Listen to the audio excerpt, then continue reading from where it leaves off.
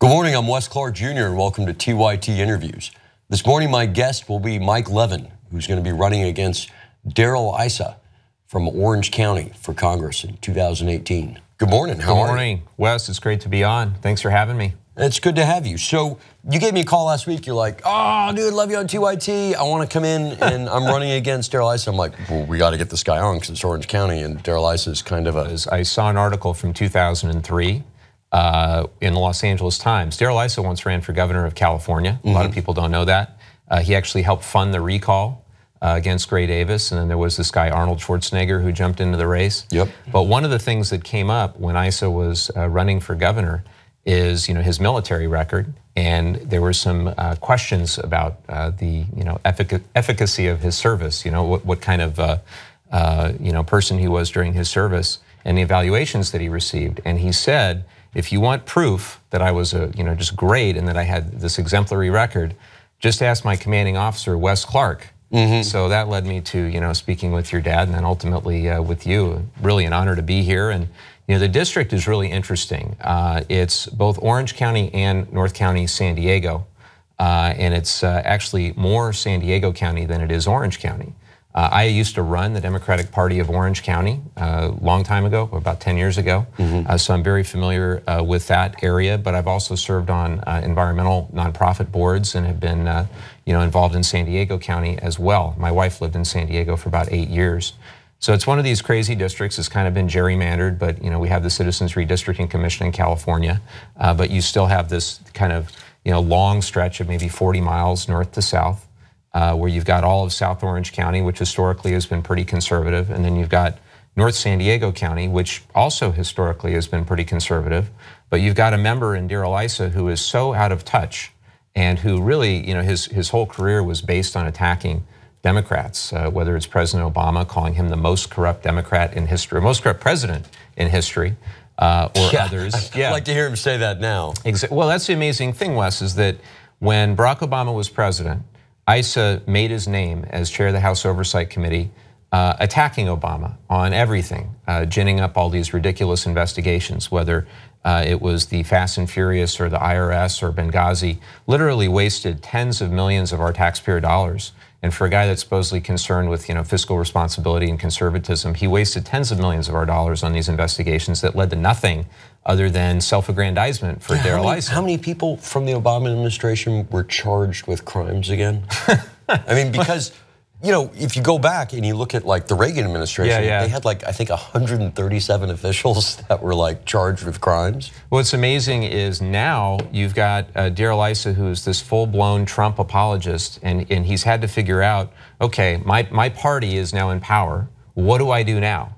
And he was such a one-trick pony where he doesn't have anybody to attack anymore. So now he's just a full-blown Trump apologist where he literally supports him on everything. And all of the things that he would have gone nuts about had there been a Democrat in office, he is silent about. As an example, what happened with Devin Nunes, where Devin Nunes went and laundered evidence with the White House, or allegedly. Can you imagine what would have happened had a Democrat done that? We'd be hearing about it daily. Exactly, it would have its own specific storyline and date and graphics on Fox News. Exactly, and Congressman Issa went after the Obama administration for lack of transparency, and yet when Donald Trump took down the travel logs, he says nothing. In fact, this entire Russia scandal, Darrell Issa has been a massive hypocrite. So he went on Bill Maher, did an interview kind of like this, where Bill Maher pressed him and said, well, what about a special prosecutor? And Issa admitted that Jeff Sessions needed to recuse himself because of his involvement in the campaign. And he also said that you needed a special prosecutor because Sessions was incapable of an independent investigation because of his involvement. Then about 3 days later, he backtracked and he said, well, I only meant if there was a crime that had been committed. And since there was no crime, then you really don't need a special prosecutor. And oh, by the way, let's go ahead and let our friends Devin Nunes and Richard Burr, both of whom were involved in the Trump campaign, let's let them run the independent investigation. So as far as I'm concerned, you can't have anybody that was involved with the campaign run an independent investigation. It's why I agree with Congressman Adam Schiff that you either need an independent commission or a special prosecutor, a combination thereof, and we cannot stop until we get to the bottom of this. And there is no way We know that Devin Nunes wasn't going to get to the bottom of it. I don't think there's any way that Richard Burr's going to get to the bottom of it because of his involvement with the campaign. And Conaway, Representative Conaway from Texas, the new guy that they have, running House Intelligence, well, there's pictures of him with a Make America Great Again hat. So tell me, Wes, how's he supposed to be independent? At the end of the day, we need somebody that wasn't involved in the campaign, that isn't just a partisan hack, running the investigation, and it needs to be independent, and it needs to be impartial. And certainly Darrell Issa himself is incapable of doing that, as we all know. Were you surprised in any way by the hypocrisy? The audacity of the hypocrisy, I think, is what gets me. So on a daily basis, to hear a guy whose whole career, he wrote a book, Darrell Issa wrote a book called Watchdog, right? And it was all about, I'm gonna be the guy to sort out the waste, fraud, and abuse in government. We're gonna get to the bottom of what's happening in our government. So if you built your entire career on that set of principles, and when it's so blatantly obvious that you put party over country, when you have somebody like Donald Trump, who is the least qualified, most erratic, most dangerous president in our history, and we're just getting started. We're not even 100 days in, and look at the damage that he's already done. And when you can't even call him out, because I like to think there are some Republicans that actually do see things objectively and actually do want what's best for our country. I know that that's the case. I do too. We don't have one representing us. That's all. And people can see through it, Wes. I think people can see through it to a certain extent. But I mean, even when we go back to the whole, the biggest Republican talking point is always that they're so strong on defense. And they're so strong on the budget, and yet every time there's a Republican president, the budget deficit shoots up and we wind up becoming actually more unsafe. Right. And I feel like with Trump, the background in his businesses where he used bankruptcy laws to his benefit, you can't do that with the country, right? So at some point, fiscal sanity is going to have to prevail here, regardless of which party is in power. And you can't do everything. You can't have massive infrastructure, massive military increase, and massive tax cut all at once, or you're going to bankrupt our country.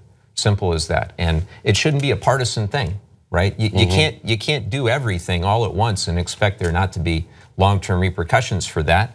And the feeling that he's going to magically create new jobs in industries that are on the way out, like coal. And look, coal served its place in our country for many decades as a source of energy. But my background is as a clean energy advocate and an environmental attorney. And I know that when you look at the growth of things like solar and wind and biofuels and battery storage and energy efficiency, all these new things, and you take all of the programs, all the policies, all the basic research and development away from those energy jobs of the future, and you instead emphasize we're just going to double down on coal. You can call it clean coal or whatever the heck you want, but just the numbers aren't there. The growth in clean technology, clean energy, far outweighs whatever you're going to be able to do in the next 10 or 20 or 30 years with coal. And the same is true, I think, for nuclear and for other sources of energy that Trump seems to want. The problem that we have in California is now we're so out in front on a lot of these clean energy technologies, but now the federal government is not providing any sort of supplementary support. Now it's going to have to be California going it on its own, and that's okay. The irony is that a lot of folks would say, well, California is overregulated, overtaxed, and should just get back to helping businesses. But if you actually look at what we've done in California, we've been able to grow things like clean energy jobs at an extremely fast pace, while having a clean environment, right? Well promoting policies that actually make the air and the water and the beaches cleaner. So it's not a mutually exclusive option. We just had Earth Day, and Trump made it sound, he was tweeting, at all hours like he tends to do, about how you needed job creation, and therefore it's almost like you have to sacrifice a clean environment for job creation. And the evidence bears exactly the opposite. If we invest in clean energy technologies, it actually is going to create jobs. At the end of the day, it's going to be a net positive. And that's particularly true for a district like our district, like my district. San Diego's actually taken enormous steps compared to other cities in California to try and transition to 100% renewable. It totally has, Wes, and it's completely in spite of Darrell Issa, not because of Darrell Issa. So I'll give you an example.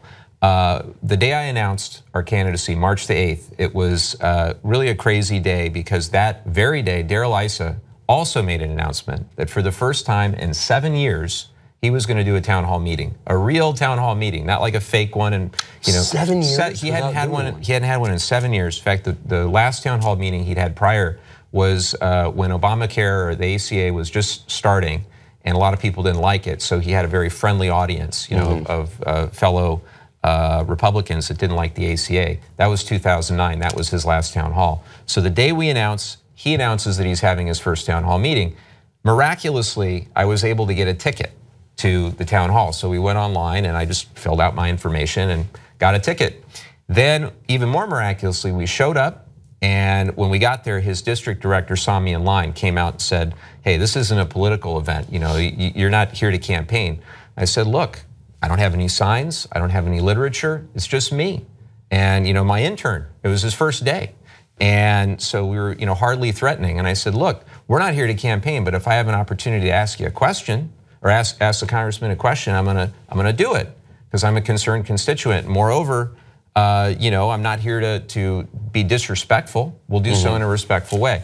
So what happened next is you get inside to the town hall, about 500 people there, and everybody got a raffle ticket. Everybody got a lottery ticket. And they decided who would ask questions on the basis of who got called. So he's going through his answers, and he did a lousy job, Wes. I mean, just candidly, and your audience can go take a look and see just how pathetic his answers were on any number of issues. He was asked about the Republican healthcare scam, Trump Care, and he said, "Well, good quality healthcare really is a lifestyle choice." I mean, he really said that. We have him on tape saying that. That's unbelievable. I mean, look, it's phenomenal. Let's get to the bare bones stuff for our audience first. Yes. Single payer? Absolutely. Excellent. Absolutely. Rapid transition off hydrocarbons? So, absolutely. Like we have literally a 10-year window to go down to zero? I think that's probably right. What we're doing in California probably needs to be done in the rest of the country, which is 100% renewable energy in the next 15, 20 years. That's where we have to get. I mean, Lisa, you look at this stuff and you think, for me, the fear is that Trump and Issa and the rest of their allies, they're damaging our future economy the same way, when Reagan came in 1980. I mean, a lot of people don't realize, people look to Europe and they say, "Oh, Europe's the home of renewable energy." Yeah. Dude, it was California. Right. It started in the 70s under Carter, and then Reagan came in and he goes, "Nah, we don't need that." So now we all have to go to European companies for the best wind turbines, for the best solar systems, for the best renewables. We're either going to lead on this or we're not, okay? And where I was going with this whole town hall thing is I brought a book, and the book is called Climate Change for Beginners, and it's 150 pages, it's illustrated. And I had sent it to him over the holiday season with a letter saying, "For 16 years you've denied the fundamental scientific consensus on climate. Please read this book. And oh, by the way, please give it to Scott Pruitt and Donald Trump and Rick Perry to read as well." So I did get my number called, okay? We were the very last question. So they call on me, and I stood up, and immediately he tried to shoot me down. Finally, he said, "Ask your question, young man. So why is it for 16 years you've denied the fundamental scientific consensus on climate? And why do you blindly support Donald Trump's agenda to gut the EPA and to gut basic science?" And the crowd really liked it. Darrell Issa, not so much. There was a long pause. And then Issa's answer was, frankly, Wes, it was pitiful. So he said, first of all, that he was a conservationist because he was a camp counselor during Earth Day. That made him a conservationist, even though his lifetime voting record from the League of Conservation Voters is 4 out of 100. I'm still trying to find the 4, where he got his 4. And then he proceeded to say that we needed to keep the nuclear plants open longer, which is interesting because we have a decommissioned nuclear plant called San Onofre in our district, where it's a horrible waste issue. He has a pathetic plan on that as well. And then he proceeded to say that we need more natural gas plants, which is quite remarkable because they're building a new natural gas plant despite tremendous community opposition locally there in Carlsbad, in North County, San Diego. I didn't know that. So, this is a plant that's going to cost $2 billion of our ratepayer money, already some of the highest electricity rates, San Diego Gas and Electric. And it's hardly even going to run, perhaps, because it's not needed the way they thought it was originally needed. Because now we've got energy efficiency, we've got storage, we've got a tremendous amount of renewables coming on the grid. And all that works in concert to mean you don't need these big natural gas and fossil fuel plants anymore. And that's what we are going to do in California. We are going to show with innovation, with a little bit of creativity, that you don't need the status quo. We drove here in a hydrogen fuel cell electric car. There are now hydrogen stations. There are about 30 of them all throughout California. Right by my house. I saw it the other day and I was like, who's driving a hydrogen car? So the beauty of that is it's an electric vehicle, just like a battery electric vehicle, like a Chevy Bolt or Nissan Leaf or Tesla. The benefit is that it only takes a few minutes to refill. Just like you go to a regular old gas station, you fill it up in a few minutes. That's basically the benefit of the hydrogen car. It just takes a few minutes. It's compressed gas hydrogen, and you get about 350 miles of range. So it's not for everybody, but in an area where you've got that infrastructure, like you need to drive one, man. No, we need to get you one of these. I'm driving like a leased Hyundai. I've got to figure out how to pay for the quarter panels to be fixed because a bus hit me. Well, you live in LA, so anything can happen, man. That's how it goes. But no, I'd love to get one of those. We're going to hook you up. We're going to set it up. Nice. So, yeah, my question is, when you're looking at your opponent, and obviously you agree with a lot of what our viewers agree with in terms of single payer and protecting the environment, why do you think a guy who's worth $750 million can't just tell the truth? Well, when you have, I guess what I'm saying is, when you have that much money, what do you have to lose by being honest? I think that's right. What I look at, it's so sad because here's a guy who has all this money, but he's afraid. He's afraid of the people in his district. And what he's afraid of is that he knows he's out of sync. Okay, so his whole MO, again, has been going after Democrats. And now that his party, even though it's Donald Trump, right, who's a little erratic and a lot erratic. But that's a very diplomatic thing to say. Even ISO would admit that, I think. But he is unwilling to do anything but support Trump on any issue because he really doesn't know how to be independent of the party ideology. He's so drank the Kool-Aid so long ago, and he claims now he's walking a more moderate path. But if you take a look at how he's actually voted in the 115th Congress since Trump has been there, on every single bill, he's voted with Trump.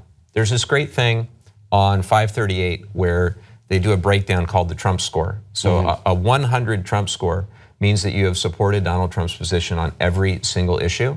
And he has a 100 Trump score, even on things like internet privacy, the bad vote where they voted to basically sell our browsing history to the highest bidder, or the stream protection rule, or the rule where an oil company can basically funnel money overseas without having to worry about the Foreign Corrupt Practices Act, or the Obamacare repeal, and then the affordable or the supposedly American Health Care Act, AHCA. He was going to vote for that, right? The Tuesday before the vote, when they pulled it off the floor, Issa told CNN and others that he was going to vote for that bill. So he literally does not know how to say anything except, yes, please, Donald Trump, may I please have another? That's all he knows how to do.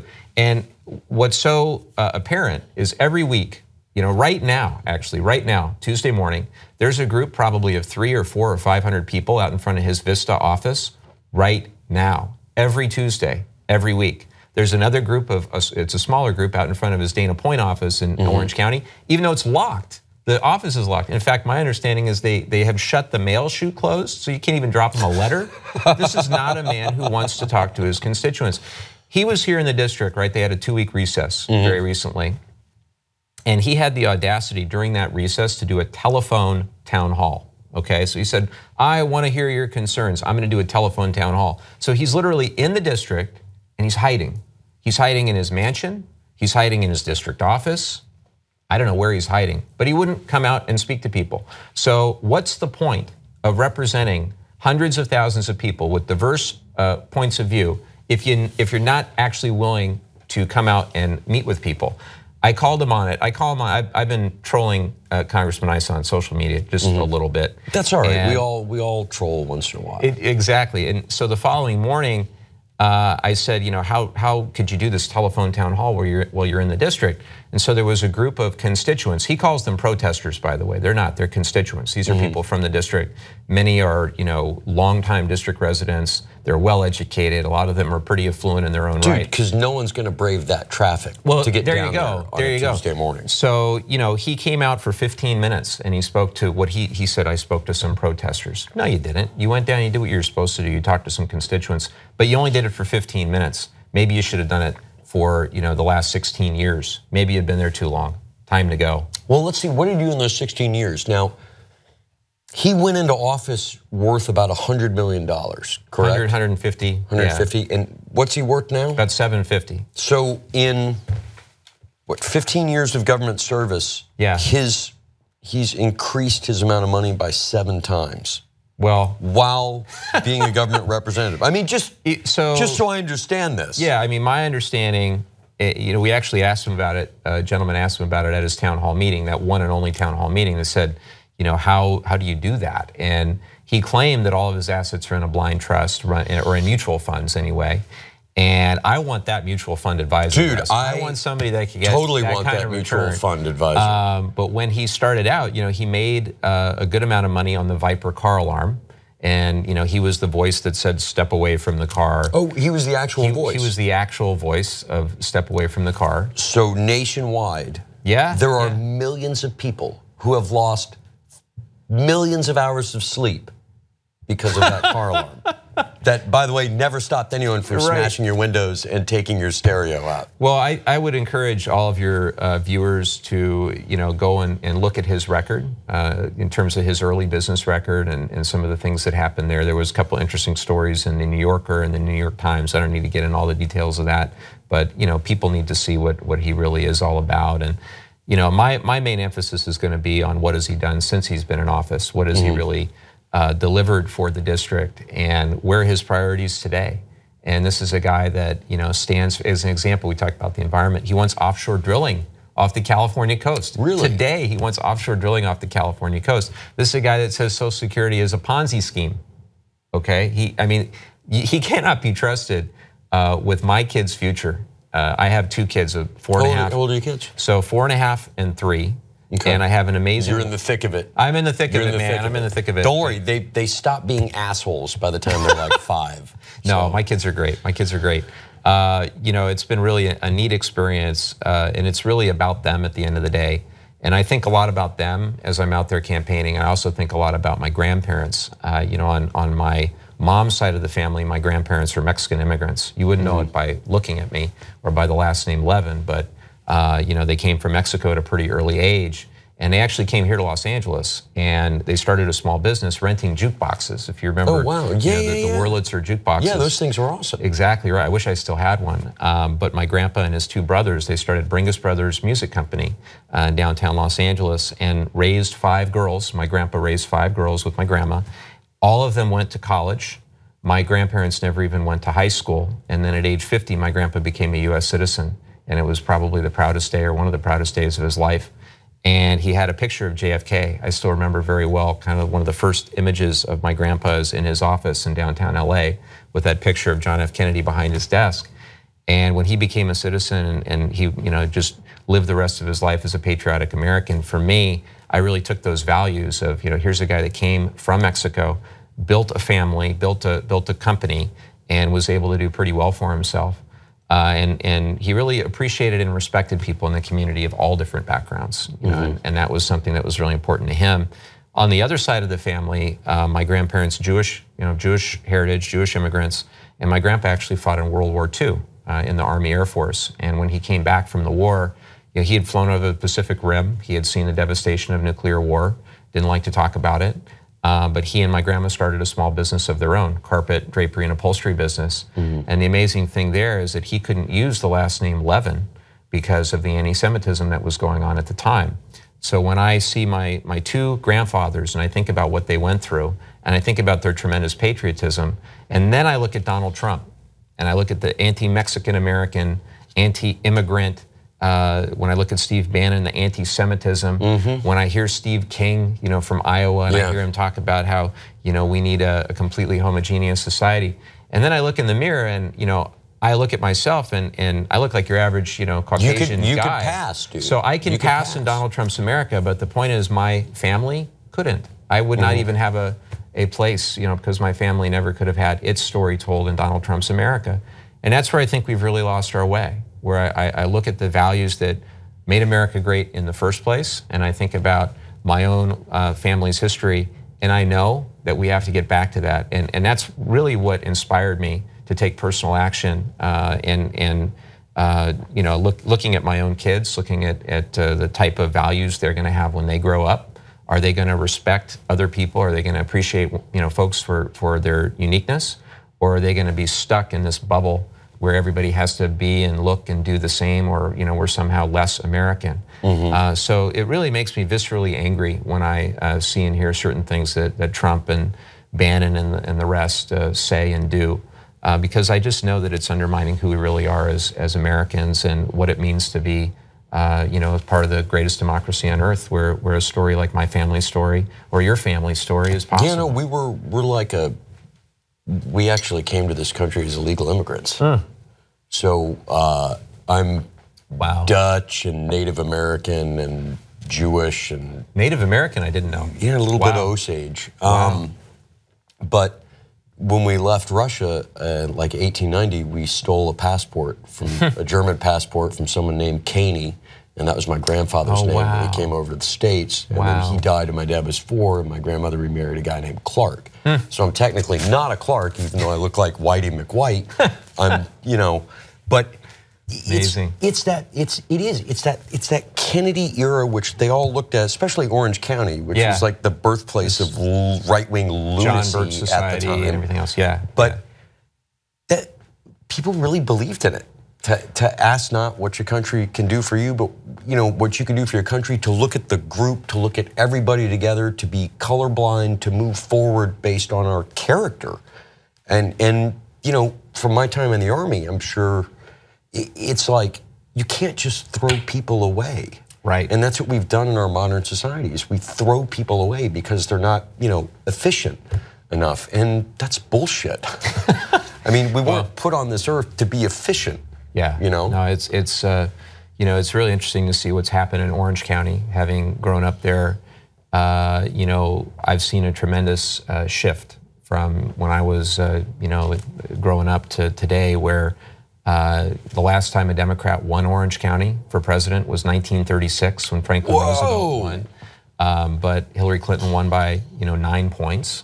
She won every congressional district in Orange County. And all of them are now competitive. So that's one of the really unique things, is that all of the congressional districts in Orange County are competitive, including Dana Rohrabacher, who's been there way too long, I think, like Darrell Issa. Mimi Walters, who's relatively new there, Ed Royce, who's been there an awful long time, and then Issa himself, who's the most vulnerable incumbent in the United States House of Representatives, and for good reason. Because when you look at his voting record, you look at his values and priorities, and you stack them up against an increasingly diverse district, they just don't sync up. They just do not sync up. And Orange County went for Hillary by 9. Issa's district went for Hillary by 7.5. That's still a lot, man. It really is. And the San Diego portion of the district went for Hillary overwhelmingly, and San Diego as a region went for Hillary overwhelmingly. So, I think there are still more Republicans than Democrats in the 49th congressional district by about 6 points.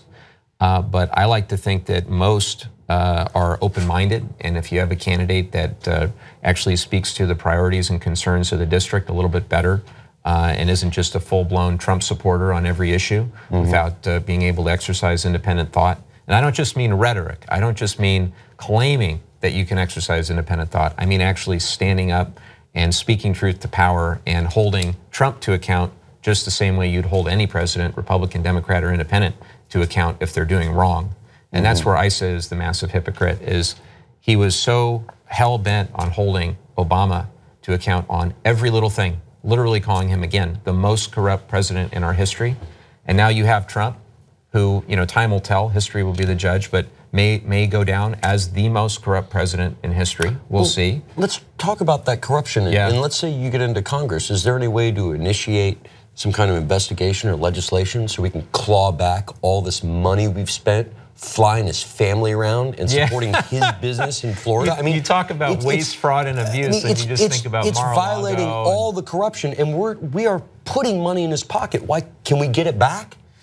I don't think we'll be able to get it back. Because it would be wonderful to impeach him and then be like, dude, now that you're impeached, you owe us like the emoluments clause either it either exists and needs to be applied or it doesn't exist. And last I checked, it was there in the Constitution. And it needs to be brought up repeatedly, and we need to have sunlight is the best antiseptic, and we need to keep calling him out. I think that the key to defeating Darrell Issa is exposing his hypocrisy every day for the next several hundred days, all the way up until next November's election. Perfect.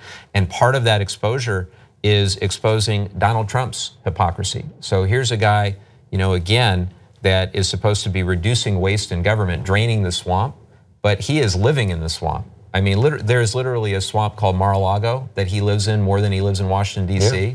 And every time that he goes there, what is it, $3 million for him to spend the weekend in Mar-a-Lago? And it's not just Trump himself, it's all the different people in his cabinet, many of whom are billionaires themselves or extraordinarily wealthy themselves. And the amount of security and the amount of private, like Pruitt is a good example, where Pruitt now has 10 people just dedicated to Pruitt's security as the EPA administrator. Wow. Round the clock. Betsy DeVos spends like $1 million a month on private security. Now, or I should say on taxpayer fund security. If there's a legitimate need, where if they're getting threats and things like that, I totally understand, but 10 full-time people? Don't you think maybe you don't need all that security if you're not doing something wrong? Well, look, I mean, you take Pruitt and you take DeVos. You've got somebody in charge of environmental protection, doesn't believe in environmental protection. You got somebody in charge of public education, doesn't believe in public education. You got Ben Carson running HUD. Dude, I'll let that just literally hang out there. If I would have given people these cabinet choices 4 years ago and said these will be, nobody would believe it. Well, and the unfortunate reality is that Issa thinks that these are good appointments. So he went on CNN very recently and he said, people in the district know that Trump is appointing the right people. Well, would he include Pruitt and DeVos and Carson on that list? I'm sure he would. When I look at Pruitt, I look at a guy who is just doing the bidding of the Koch brothers and the big oil companies. We continue to provide massive subsidies to the fossil fuel industry, and we continue to gut a lot of the environmental protections that keep our rivers and our beaches and our skies clean. Under Donald Trump, we're taking a tremendous step backward in terms of our global leadership on climate. We're no longer going to be evidently participating in the Paris talks. And unfortunately, we went from a position of global leadership under Obama where we're beginning to make significant progress towards bending that curve in a sustainable way. And now we're going right back to where we were, perhaps worse than before even the EPA was created. People forget that Richard Nixon created the EPA, and it was Nixon's administration that did the Clean Air Act. It shouldn't be a partisan thing. This is very, very basic. This is whether, number one, whether you believe in science. Hundreds of thousands of people went to the Science March that believe in science. It's not just Democrats or progressives that believe in science. People should believe in science. Everybody who gets on an airplane and trusts that plane to get them from point A to point B believes in science, whether they admit it or not. Exactly right. And it's not just good enough to believe in science when it's convenient or when it supports your own policy priorities. You got to believe in science, good, bad, or indifferent. The facts are what they are. And we're not getting away from the fact that our climate is changing and man is having a tremendous amount to do with it, and that carbon emissions are a significant societal problem that we have to address. All that is just fact. 97% plus of the scientific community knows it's the case. It's been peer-reviewed, documented, and the people that are trying to fight it are generally the ones who have money to make to see it delayed or extinguished. And they now run the Trump administration. Evil pays, man. Evil pays. Well, listen, we have to wrap it up. So how can people learn more about you, about your race, about what's happening in the district to help? MikeLevin.org. Yeah, MikeLevin.org is our website. I encourage everybody to go. We have all of our priorities listed. Everything from single payer to college affordability to living wage. It's a strong progressive platform. We're very proud to be run a very strong progressive campaign in a district that's historically been a pretty conservative district, but where we think that if we're bold and if we continue to expose ISIS hypocrisy, that we will ultimately prevail. Obviously, it's going to be a lower turnout election than it was in 2016. So we have to run a darn near perfect race, which is why every dollar helps. And we're so proud of the fact that in the first month of our campaign, we had over 2,000 individual contributions from all 50 states. When you compare it to ISA, over half of ISA's money is coming from big corporate PACs. So which is amazing, again, because he's worth $750 million. But he's willing to take their money. You know, he's willing to look the other way on things like internet privacy. He's willing to look the other way on all the, when big oil comes calling, he's willing to do whatever they tell him to do. The same with big healthcare companies. So this is a guy, again, he represents in my mind some of the worst of the Republican Party, right? Whatever you think of the Republicans or the Democrats, Darrell Issa represents some of the outmoded thinking that we need to do away with in Washington, D.C. So it's time for new progressive leadership in the district. And obviously we have to hold Trump to account as well, because Darrell Issa sure isn't the watchdog when it comes to Donald Trump. No, I'm with you. Well, listen, thanks for joining us this morning. Thanks for coming in. I hope we have you back on when you're the congressman. Hey, I love it. Taking his place. And I'll wrap up what you said.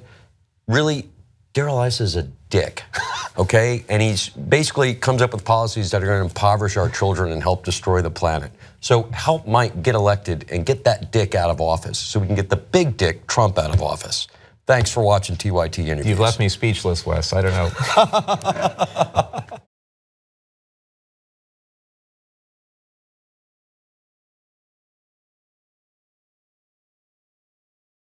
Young Turks members get to watch every single interview live as it happens.